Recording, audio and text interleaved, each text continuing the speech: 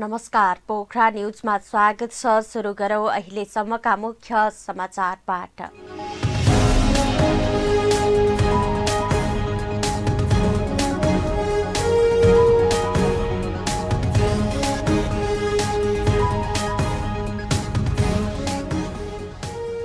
माधव नेपालले सुकुम्बासी समस्या समाधान गर्ने सरकारको प्रयासमा बाधा पुर्याएको प्रधानमन्त्री ओलीको आरोप। पार्टी छाडेकाले आफ्नो स्वार्थ पूरा गर्न बन्द गरेर जनतालाई दुःख दिने काम गरेको भनाई।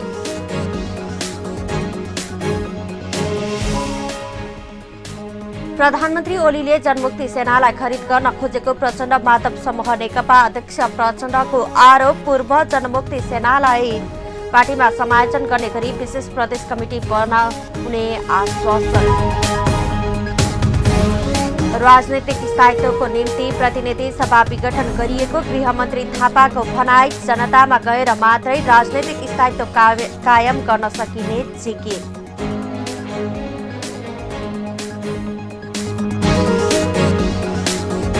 तेस्रो मुलुकबाट आयात गरी नेपाल भित्राइएको 6250 मेट्रिक टन मल भिजेर काम नलाग्ने भएको साल ट्रेडिङको जानकारी। 28 करोड मूल्य बराबरको क्षति। र जारी राष्ट्रिय महिला लीग फुटबलमा विराटनगर नगरपालिका र विभागीय टोली आर्मीको जित। नेपाल पुलिस र 14 टण्डीगढी नगरपालिका भने पराजित।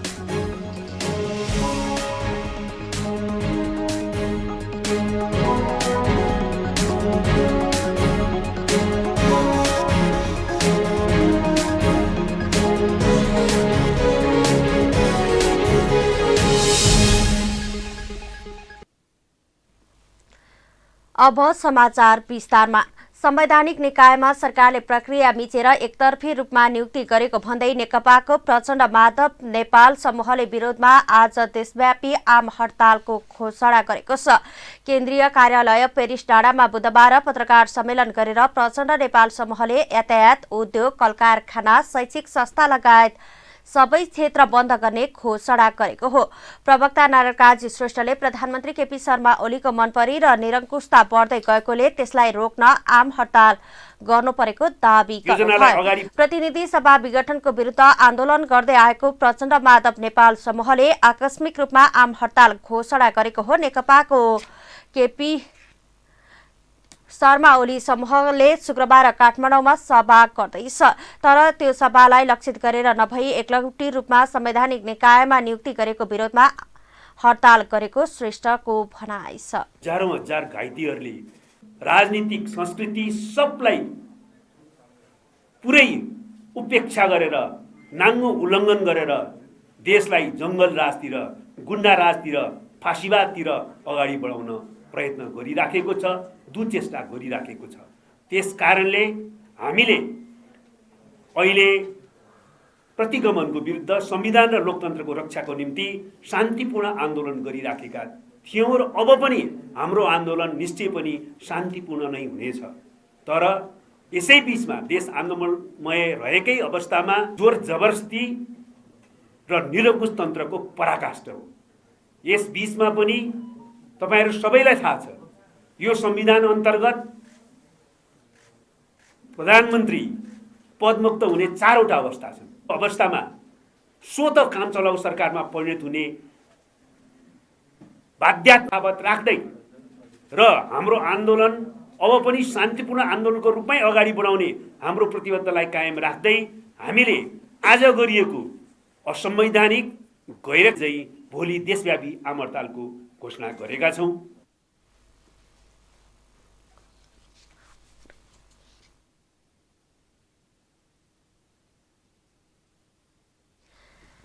प्रधानमन्त्री केपी शर्मा ओलीले सुकुम्बासी समाधान गर्ने सरकारको प्रयासमा अवरोध सिर्जना गर्ने काम भएको बताउनु भएको छ।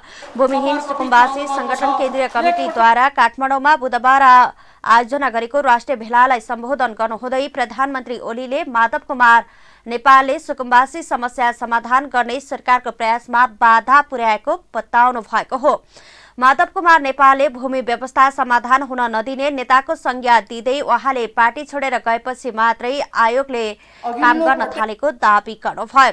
प्रधानमन्त्री ओलीले माधव नेपाल, नारायण काजी श्रेष्ठ र घनश्याम भुसालले सरकारलाई काम गर्न नदिएको भन्दै उहाँहरूलाई छलफलवाला मान्छेको संज्ञा दिनुभयो।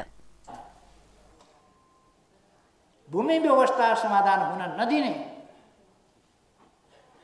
एउटा हाजिरी जवाब प्रतियोगिता जस्तो चलाइहाल्यो।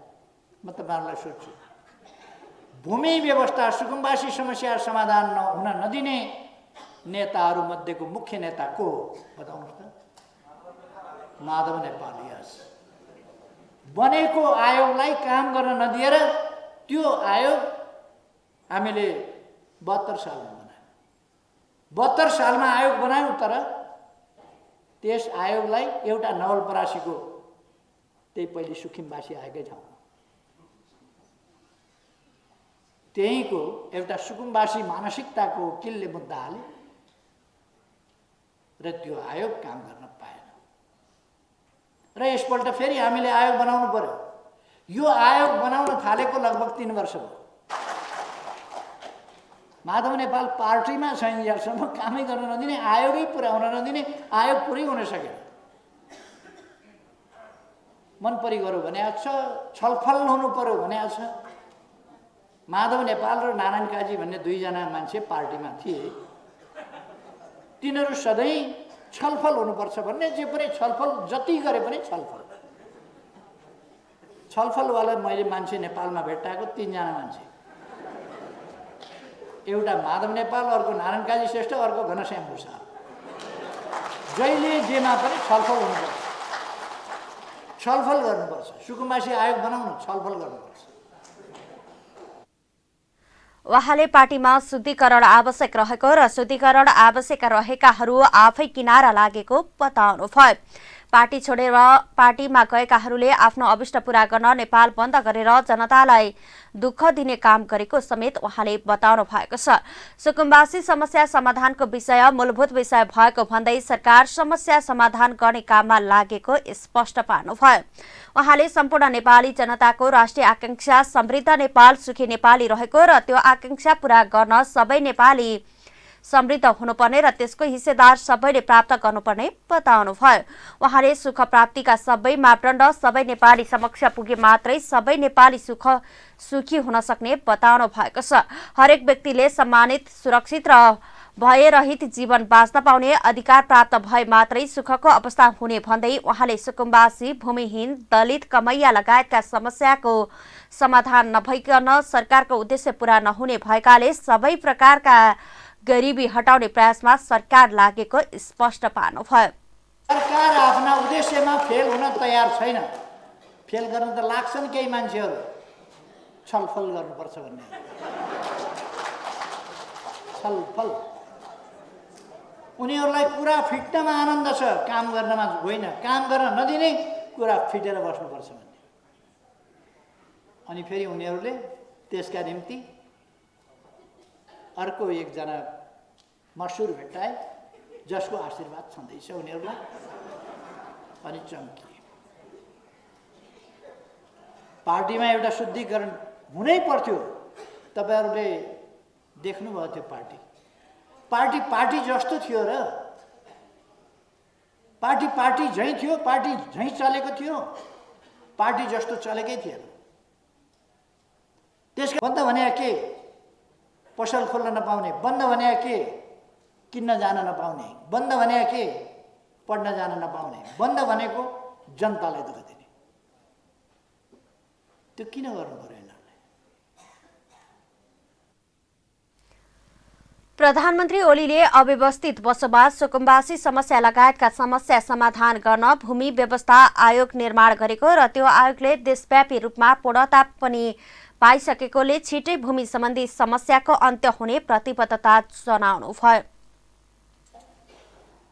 अस्ति माधव नेपाल 18 गते शेरबहादुर देउबाजी कहाँ गएका थिए। त्यसकारण अब तपाईँ हामी सही ढङ्गले, सचेत बाटोमा सही ढङ्गले अगाडि बढ्छौँ, एकताबद्ध भएर अगाडि बढ्छौँ गतिका साथ अगाडि बढ्छौँ र हाम्रो समृद्ध नेपाल, सुखी नेपालीको राष्ट्रिय आकाङ्क्षा पुरा गरी छोड्छौँ।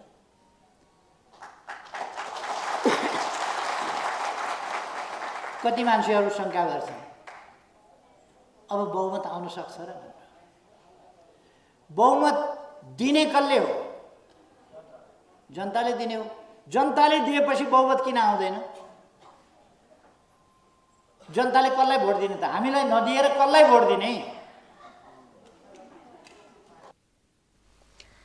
व्यवसायीहरूले नेपाल कम्युनिस्ट पार्टी नेकपा प्रचण्ड माधव समूहले गरेको आम हडताल फिर्ता लिन आग्रह गरेका छन्। प्रचण्ड माधव पक्षले बुधबार पत्रकार सम्मेलन गर्दै आजका लागि देशव्यापी आम हडतालको घोषणा गरेपछि व्यवसायीहरूले बन्दले सर्वसाधारणले दुःख पाउने भन्दै हडतालको कार्यक्रम फिर्ता लिन आग्रह गरेका हुन्।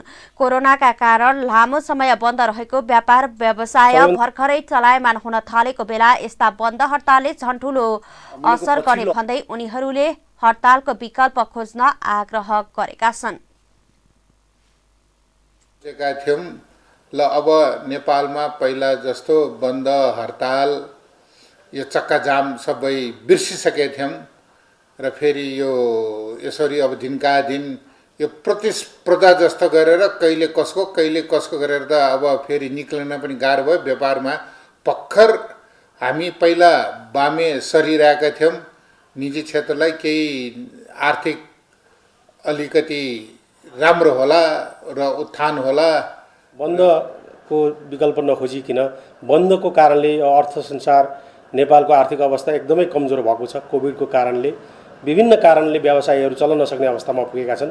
त्यसमा पनि अटोमोबाइल व्यवसाय चाहिँ धराशयी व्यवसायहरू यो लामो समयको कोभिडको कारणले गर्दा चिने आज भोलि र त्यो कुरा नसोचिकन निरन्तर रूपमा भइरहेको छ र अहिले अब ठुला मुलुकका चाहिँ पोलिटिकल पार्टीहरूबाट जुन किसिमको परिस्थिति सिर्जना भएको छ यो असाध्यै दुःखदायी घटना हो। नेपाल कम्युनिस्ट पार्टी नेकपाका अध्यक्ष पुष्पकमल दाहाल प्रचण्डले पूर्व जनमुक्ति सेनाहरूलाई पार्टीमा समायोजन गर्ने गरी विशेष प्रदेश कमिटी बनाउने बताउनु भएको छ। बुधबार बहिर्गमित जनमुक्ति सेना नेपालको केन्द्रीय संघर्ष समितिको तेस्रो राष्ट्रिय भेलालाई सम्बोधन गर्नुहुँदै अध्यक्ष प्रचण्डले बहिर्गमित तथा स्वैच्छिक अवकाशमा परेका दुई पूर्व जनमुक्ति सेनालाई पार्टीमा समायोजन गर्ने गरी विशेष प्रदेश कमिटी बनाउने बताउनु भएको हो। उहाँले जनमुक्ति सेनाका सबै तहका कमान्डरलाई पार्टीमा सम्मानजनक रूपमा समायोजन गर्ने नीतिगत निर्णय आफूले गरेको भए पनि तल्लो तहसम्म उचित जिम्मेवारी पाए नपाएको फलोअप नगरेर गल्ती गरिएको भन्दै आत्मआलोचना समेत गर्नुभयो। अध्यक्ष प्रचण्डले जनमुक्ति सेनाको सम्मानमा जनयुद्धका कमान्डरहरूलाई उपराष्ट्रपति सभामुख तथा मन्त्री बनाएको पनि स्मरण गराउनुभयो। तर त्यो डिसिजनलाई अहिले लुकाइएको छ, दबाइएको छ। मलाई तपाईहरुलाई भन्दा मलाई कम पीडा छ भन्ठान्नु भएको छ तपाईहरुले। प्रचण्ड त प्रधानमन्त्री भयो, खुब रमाइलोसँग बस्या होला भन्ठान्नु भएको छ भने त्यो सत्य होइन। तपाईहरु जस्तै म पनि पीडित छु। मैले त्यत्रो परिवर्तन ल्याएको पहिलो क्याबिनेटबाट जनमुक्ति सेनालाई सम्मान गर्ने निर्णय गरेको, शहीदहरूलाई राष्ट्रिय शहीद घोषणा गर्ने निर्णय गरेको, मैले गरेको क्याबिनेटको त्यो माइनेट लुकाइएको छ। प्रतिक्रियावादीहरूले षड्यन्त्रपूर्वक दबाइदिएका छन्। जनमुक्ति सेनाका कमान्डर र योद्धाहरू हुन्। हामी सबै एउटै मोर्चाका हुन्। अरूले कोले के भन्छन् त्यो मुख्य कुरा होइन। मुख्य कुरा हामी लड्दा लड्दै सबै मर्न पाएको भए पनि हुन्थ्यो कि त, या मैले शान्ति सम्झौता गरेर गल्ती गरेँ। तपाईहरुलाई के लाग्छ राम्रोसँग सोच्नु होला। अहिले म धेरै भन्दिनँ। अब रह्यो कुरा तपाईहरुले भनेको कुरा हामीलाई त खोइ वास्ता पनि भएन। म एउटा कुरा के आत्मालोचना तपाईहरुसँग गर्न चाहन्छु भने मैले केन्द्रमा त मैले तपाई जनमुक्ति सेनाको फिल्ड कमान्डर 1 नम्बर भनेको नन्दकुमार पुन, नन्दबहादुर पुन पासाङजी हो। तपाई हामी सबैले चिन्छौँ। मैले म पछिको कमान्डरलाई मैले उपराष्ट्रपति बनाउन पहल गरेँ। उहाँ अहिले उपराष्ट्रपति हुनुहुन्छ। त्यो पासाङलाई मात्रै गरेको सम्मान त होइन। अध्यक्ष प्रचण्डले आफू पहिलोपल्ट प्रधानमन्त्री हुँदा जनयुद्धमा ज्यान गुमाउनेहरूलाई राष्ट्रिय शहीद घोषणा गर्ने र जनमुक्ति सेनालाई परिचय पत्र साथ सम्मान गर्ने पहिलो निर्णय गरिएको भए पनि उक्त निर्णय लुकाइएको बताउनुभयो। उहाँले जनयुद्धको घाइतेहरूलाई उपचार खर्च बढाउन जनजीविकाको लागि राहत दिलाउन सरकारसँग पटक पटक आग्रह गरे पनि अस्वीकार गरेको पनि बताउनुभयो। प्रधानमन्त्री केपी शर्मा ओलीले जनमुक्ति सेनालाई खरिद गर्न खोजेको भन्दै उहाँले भ्रममा नपर्न समेत आग्रह गर्नुभएको छ। आफै हुनुभयो भन्ने त होइन। हिजोको त्रुटि सच्याउने योभन्दा अर्को उपाय छैन। सङ्गठनको दृष्टिकोणले तपाईँहरू सबैलाई सजिलो हुने गरी भन्ने एउटा म यो कुरा राख्न चाहन्छु। राज्यको तर्फबाट दिने सुविधा, राहत, घाइते अपाङ्गहरूलाई उपचारको व्यवस्था या चाहिँ अलि गम्भीर प्रकारका घाइते अपाङ्गहरूको लागि जीविकाको निम्ति राहत सरकार हाम्रै छ। गृह मन्त्रालय अझ मैले नै बनाएर पठाएको गृह मन्त्री छन्। तर घाइतेहरू चाहिँ कहिले लाठी खान्छन्, कहिले त्यो जाडोमा चाहिँ अनसन बसेका छन्। रम काट्ने, हिराले हिरा काट्ने भन्या जस्तै अब यो जनक्रान्तिलाई काट्न यो तपाईँहरू ठान्नु भएको छ। यो माया गरेर हामीलाई गरिदिन खोजेका भन्ने ठान्नुभयो भने त त्यो दुर्भाग्यपूर्ण हुन्छ। त्यस्तो होइन, त्यस्तो होइन। तपाईँ हामीलाई उनीहरूले भेडा बाख्रा यिनलाई खरिद बिक्री गरेर सिद्ध्याउने हो। किन खरिद्ने हो त? खरिद्ने किन? तपाईँलाई 20 लाख दिएर, 10 लाख दिएर या 50 लाख दिएर लाने भनेको किन हो भने तपाईँलाई अलि मोटो बनाएर काट्ने र अनि मासु खाने भनेर लाने हो। अध्यक्ष प्रचण्डले सबै बहिर्गमित जनमुक्ति सेनालाई एकै ठाउँमा ल्याउनुपर्ने धारणा राख्नुभयो। केही महिनाभित्रै प्रतिगमन विरुद्धको आन्दोलन जित्ने र जितपछि जनमुक्ति सेनाको भावना र आवश्यकता पूरा गर्ने भएकाले नआत्तिन समेत आग्रह गर्नुभयो। राष्ट्रपति विद्यादेवी भण्डारीले विभिन्न संवैधानिक निकायमा नियुक्त पदाधिकारीहरूलाई पद तथा गोपनीयताको शपथ गराउनु भएको छ। बुधबार शीतल निवासमा राष्ट्रपतिले नवनियुक्त पदाधिकारीहरूलाई शपथ ग्रहण गराउनु भएको हो। पुस 30 गते बसेको संवैधानिक परिषदको बैठकले विभिन्न संवैधानिक निकायका रिक्त पदाधिकारी नियुक्तिका लागि सिफारिस गरेको थियो। लगतै माघ 5 गते प्रतिनिधि सभा विघटन भएपछि संवैधानिक व्यवस्था अनुसार परिषदले सिफारिस गरेको पदाधिकारीहरूको संसदीय सुनवाई हुन सकेको थिएन। संसदीय सुनवाई बिना नै सबै पदाधिकारीले पद तथा गोपनीयताको शपथ लिएका हुन्। संसदीय सुनवाई विशेष समिति संघीय संसद अन्तर्गतको संयुक्त समिति भएको र प्रतिनिधि सभा विघटन भएकाले सुनवाई सम्भव नभएको भन्दै प्रतिनिधि सभाका सभामुख अग्निप्रसाद सापकोटाले नियुक्तिको सिफारिस पत्रलाई परिषद नै फिर्ता पठाउनु भएको थियो।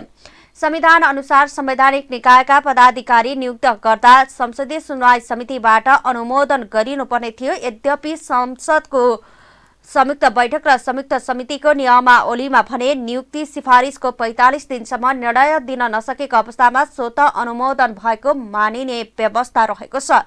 यसैबीच सुनवाई बिना नियुक्त गर्न नहुने भन्दै वरिष्ठ अधिवक्ता दिनेश त्रिपाठीले मंगलबार सर्वोच्च अदालतमा रिट समेत दायर गरेका छन्। गृहमन्त्री रामबहादुर थापाले राजनैतिक स्थायित्वको निम्ति संसदको विघटन गरिएको बताउनु भएको छ। बुधबार नेपाल कम्युनिस्ट पार्टी नेकपा केपी शर्मा ओली पक्षधर अखिल नेपाल ट्रेड युनियन महासंघको 7औं राष्ट्रिय भेलालाई सम्बोधन गर्दै गृहमन्त्री थापाले देशमा राजनैतिक स्थायित्व कायम गर्नका निम्ति संसद विघटन गरिएको बताउनु भएको हो।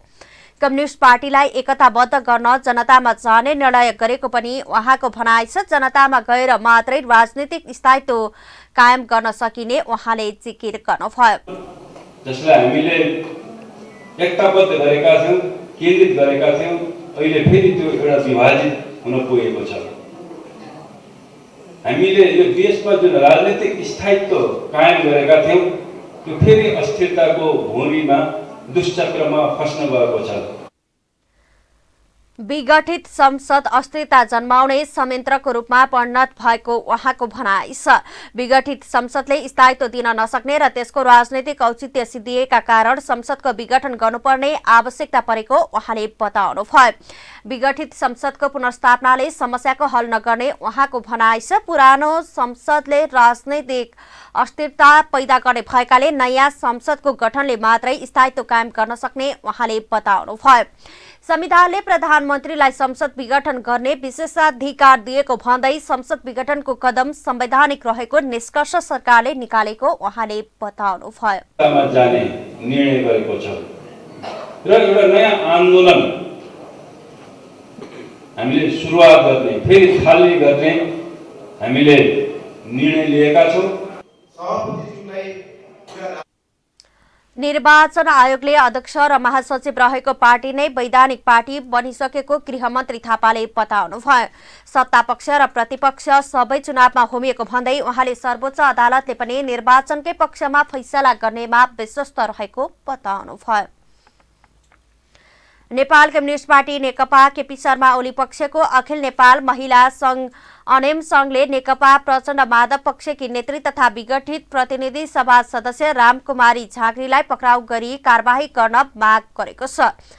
बुधबार गृहमन्त्री रामबहादुर थापालाई ज्ञापन पत्र बुझाउँदै अखिल नेपाल महिला संघले माघ 16 गते गोर्खाको सिराञ्चोक गाउँपालिकाको एक कार्यक्रममा नेकपा प्रचण्ड माधव पक्षकी नेत्री तथा विघटित प्रतिनिधि सभा सदस्य रामकुमारी झाँक्रीले राष्ट्रपति विद्यादेवी भण्डारीको चारित्रिक हत्या गरेको भन्दै पक्राउ गरी कारबाही गर्न माग गरेको हो।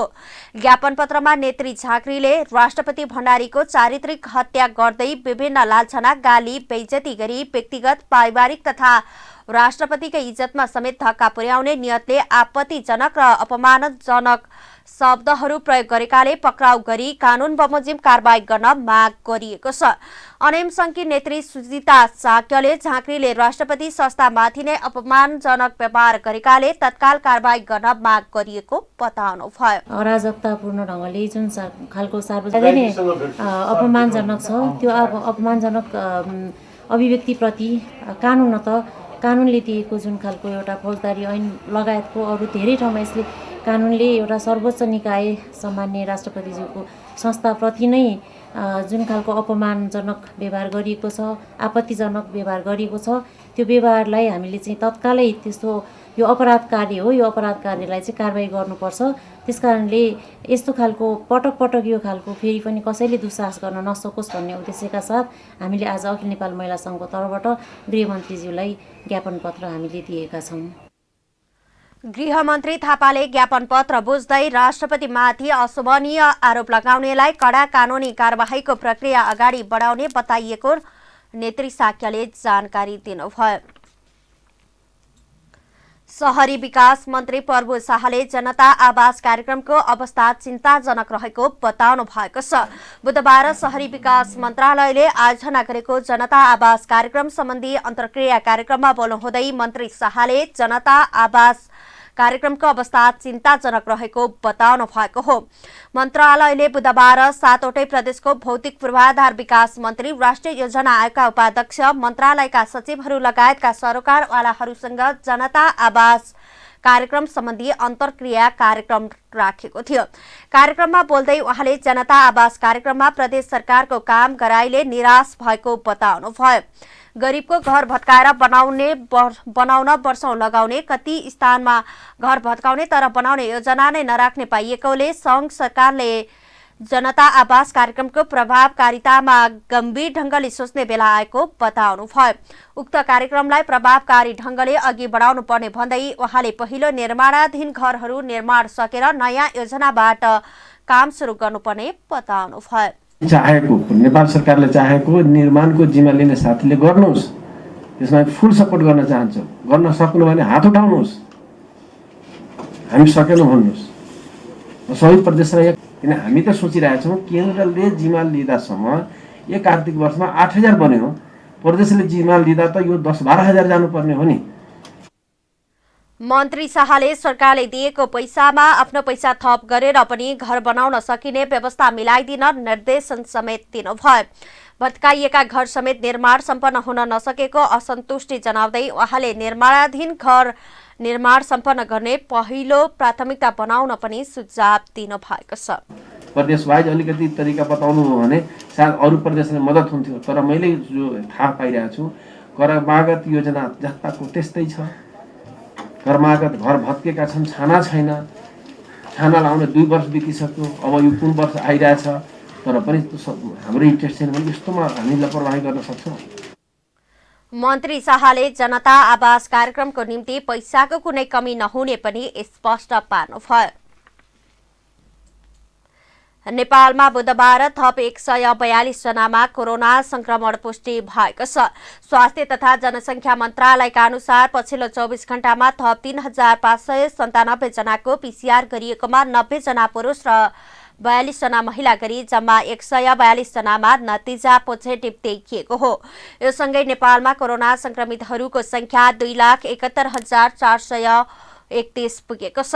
पछिल्लो 24 घण्टामा थप 206 जना निको भएसँगै निको हुनेको कुल संख्या 2,67,065 पुगेको मन्त्रालयले जनाएको छ। कोरोनाका कारण थप 1 जनाको मृत्यु भएको छ। नेपालमा कोरोनाका कारण ज्यान गुमाउनेको संख्या 2031 पुगेको छ। गण्डकी प्रदेशमा कोरोना संक्रमितको संख्या 15,607 पुगेको छ। गण्डकी प्रदेश स्वास्थ्य निर्देशनालयका अनुसार बुधबार कास्कीको पोखरामा 13 जना र लमजुङको सुन्दर बजारमा 3 जना गरी थप 16 जनामा कोरोना संक्रमण पुष्टि भएको हो। कास्कीको पोखरा महानगरपालिकामा 2 जना महिला र 2 जना पुरुषमा कोरोना देखिएको छ। महानगरको वडा नम्बर 1 का 1 जना पुरुष, वडा नम्बर 6 का 1 जना महिला र 1 जना पुरुष, वडा नम्बर 8 का 2 जना पुरुष, वडा नम्बर 10 का 1 जना महिला र 1 जना पुरुष, वडा नम्बर 12 का 1 जना महिला र वडा नम्बर 17 का 1 जना महिलामा कोरोना संक्रमण देखिएको छ। लमजुङको सुन्दर बजार नगरपालिकामा 3 जना पुरुषमा कोरोना संक्रमण पुष्टि भएको छ। पोखरा न्यूजमा पालो आर्थिक समाचारको।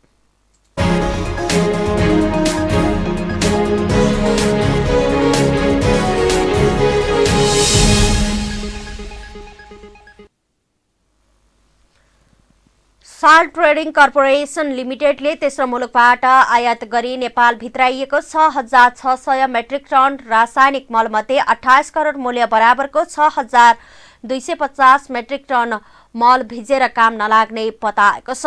भदौ 6 गते वीरगञ्जको सिर्सिया स्थित सुक्खा बन्दरगाह भन्सार कार्यालयमा आएको 5 महिना भइसक्दा सबै मल पानीले भिजेर डल्ला परेकाले भन्सार जाँचपास हुन सकेको छैन। 28 करोड मूल्य बराबरको 1,25,000 बोरा रहेको उक्त मल काम नलाग्ने भएपछि यसको जिम्मेवारी कर्पोरेसनले लिन नसक्ने क्षेत्रीय प्रबन्धक अमोज लामिछानेले बताउनुभयो। कम्पनीले आयातकर्ता रवि सिंगापुर मार्फत उक्त मल ल्याएको हो। सो मल सुक्खा बन्दरगाह भन्सार स्विस सिंगापुर मार्फत साल्ट ट्रेडिङ कर्पोरेसनले भारतको कोलकाता बन्दरगाहबाट रेलमार्ग भएर वीरगञ्जको सुक्खा बन्दरगाह यार्डमा ल्याएको हो। तर उक्त मल भिजेको र डल्ला परेकोले भन्सार जाँचपास गर्न अयोग्य भएको भनेर जाँचपास हुन सकेको छैन। सिंगापुर पानी जहाज मार्फत भारतको कोलकाता बन्दरगाहमा ल्याइपुर्याइएको र त्यहाँ राखिएको अवस्था असार साउनतिरको बंगालको खाडीमा आएको आदिका कारण मल भिजेको हुन सक्ने प्रमुख लामिछानेले बताउनुभयो। भिजेको र डल्ला परेको मलको सम्पूर्ण जिम्मेवारी आयातकर्ता स्विस सिंगापुरले लिनुपर्ने र उक्त मलको भुक्तानी भने सरकार तिर्न नसक्ने बताएको छ। भिजेर बिग्रिएको अवस्थामा सो मल आएकाले जाँचपास हुन नसकेको भए पनि कुनै प्रयोजनका लागि प्रयोग योग्य भए मात्रै जाँचपास गरिने सुक्खा बन्दरगाह कार्यालयका प्रमुख भन्सार अधिकृत लालबहादुर खत्रीले जानकारी दिनुभयो। अब पालो अन्तर्राष्ट्रिय समाचारको।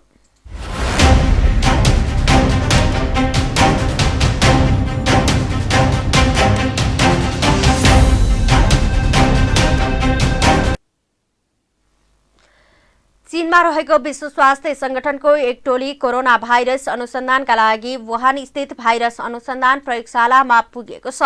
वैज्ञानिक सहितको टोलीले वुहान इन्स्टिच्युट अफ भाइरोलोजी प्रयोगशालाको प्रमुखहरूसँग छलफल गर्नेछन्। यो प्रयोगशाला चीनको महत्त्वपूर्ण भाइरस अनुसन्धान प्रयोगशाला हो, जुन प्रयोगशालालाई लिएर थुप्रै प्रश्न उठ्ने गरेको छ। यही प्रयोगशालाबाट नै पहिलो पटक कोरोना भाइरस फैलिएको आशंका गरिएको छ। यद्यपि चीनले भने उक्त आरोप अस्वीकार गर्दै आएको छ। पोखरा न्यूजमा पालो खेल समाचारको।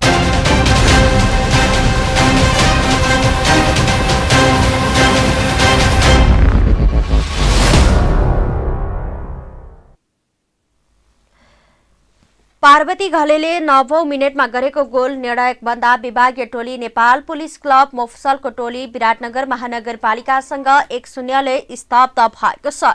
ललितपुर स्थित अखिल नेपाल फुटबल संघ एन्फा मुख्यालयको मैदानमा भएको दोस्रो खेलमा पुलिसमाथि रोमाञ्चक जित निकाल्दा विराटनगर तालिकाको तेस्रो स्थानमा पनि उक्लिएको छ। विराटनगरले 6 खेलबाट 10 अङ्क जोडेर तालिकामा स्थान सुधार गरेको छ। पराजित पुलिस भने 2 अङ्क पछि पर्दै चौथो स्थानमा छरेको छ। निकै प्रतिस्पर्धात्मक भएको खेलमा विराटनगरले 9औं मिनेटमा पार्वती घलेको गोलबाट अग्रता लिएको थियो। डिफेन्डर्सको गल्तीको फाइदा उठाउँदै लिएको अग्रतालाई विराटनगरले अन्तिम समयसम्म कायम राखेर खेल पस्किँदा जारी लिगमा तेस्रो जित निकाल्न सफल भएको हो। पुलिसले पछि परेको अवस्थामा एकपछि अर्को काउन्टर गरे पनि विराटनगर महानगरपालिकाको रक्षा पंक्तिले उत्कृष्ट खेल देखाउन सकिन्। दोस्रो हाफको अन्तिम मिनेटतिर पुलिसले दबाब दिँदै खेलमा फर्किन प्रयास गरे पनि सफल हुन सकेन र विराटनगरलाई नतिजा सुम्पिन बाध्य भयो। महिला लीग अन्तर्गत बुधबारै सम्पन्न भएको पहिलो खेलमा त्रिभुवन आर्मी फुटबल क्लबले तालिकामा अङ्कविहीन 14 दण्डी नगरपालिकामाथि 12-0 को फराकिलो जित निकालेको छ। शर्मिला थापाको ह्याट्रिक सहित 5 गोलको मद्दतमा विभागीय टोली त्रिभुवन आर्मी फुटबल क्लबले 14 दण्डी गढी नगरपालिका विरुद्ध फराकिलो जित निकालेको हो। शर्मिलाले पहिलो हाफमा नै ह्याट्रिक सँगै 5 गोल गरेकी थिइन्। 6 मिनेटमा गोलको खाता खोलेकी शर्मिलाले 12, 23, 29 र 36औं मिनेटमा गोल गरेकी थिइन्। फराकिलो जित निकाल्दा सपना लामाले 2 गोल थप्दा अञ्जली वाइबा, हेमा चौधरी, विमला चौधरी, रश्मि घिसिङ र विमला विकले 1-1 गोल गरेका थिए। जितपछि आर्मीको पहिलो चरणको खेलबाट 13 अङ्क भएको छ। आर्मी दोस्रो स्थानमा यथावत रहँदा पराजित 14 दण्डी गढी पुच्छारमा परेको छ। 14 दण्डी गढीको लगातार 6औं हार हो। पहिलो चरणको समाप्तिसँगै एपीएफ 18 अङ्कका साथ शीर्ष स्थानमा अटाउँदा 13 अङ्क जोडेको आर्मी दोस्रो, 10 अङ्क जोडेको विराटनगर तेस्रो स्थानमा रहेको छ। यस्तै समान 8 अङ्क जोडेको पुलिस र वालिङ क्रमशः चौथो र 5औं स्थानमा रहँदा 3 अङ्क जोडेको चन्द्रपुर छैटौं र अङ्कविहीन 14 दण्डी गढी पुच्छारमा रहेका छन्। महिला लीगमा दोस्रो चरणको खेल आगामी शुक्रबारबाट हुनेछ। पोखरा न्युजमा पालो मौसम समाचारको।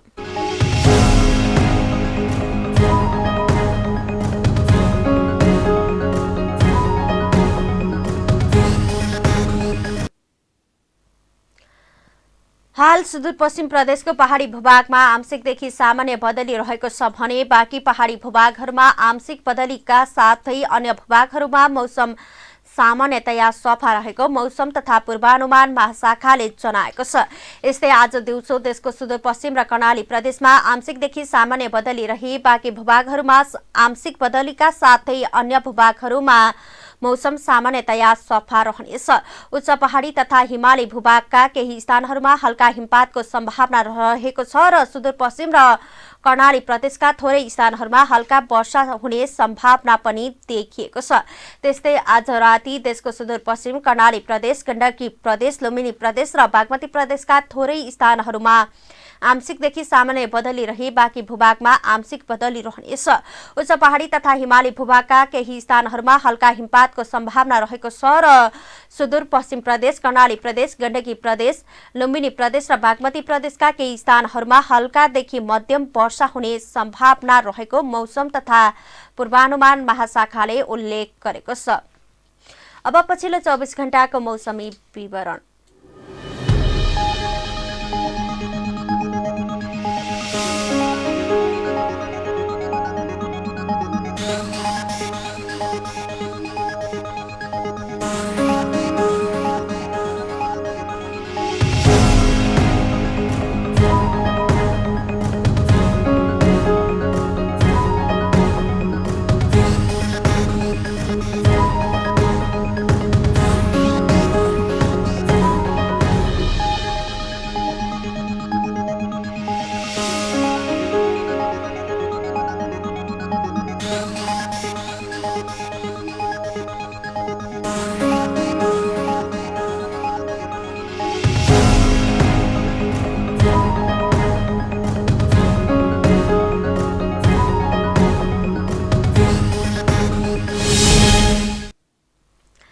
समाचारका अन्त्यमा प्रमुख समाचारका शीर्षकहरू पुनः एकपटक।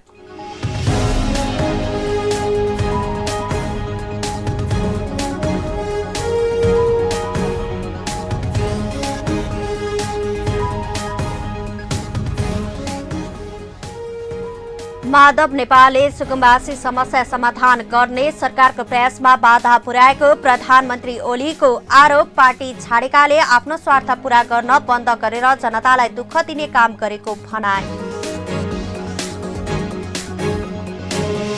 प्रधानमन्त्री ओलीले जनमुक्ति सेनालाई खरिद गर्न खोजेको प्रचण्ड माधव समूह नेकपा अध्यक्ष प्रचण्डको आरोप। पूर्व जनमुक्ति सेनाहरूलाई पार्टीमा समायोजन गर्ने गरी विशेष प्रदेशिक कमिटी बनाउने आश्वासन। राजनैतिक स्थायित्वको निम्ति प्रतिनिधि सभा विघटन गरिएको गृहमन्त्री थापाको भनाई। जनतामा गएर मात्रै राजनैतिक स्थायित्व कायम गर्न सकिने जिकिर।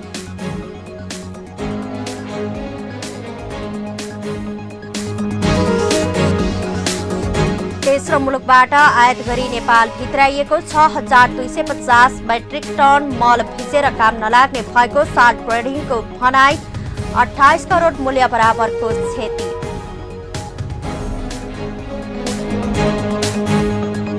र जारी राष्ट्रिय महिला लीग फुटबलमा विराटनगर नगरपालिका र विभागीय टोली आर्मीको जित। नेपाल पुलिस र 14 दण्डी गढी नगरपालिका भने पराजित।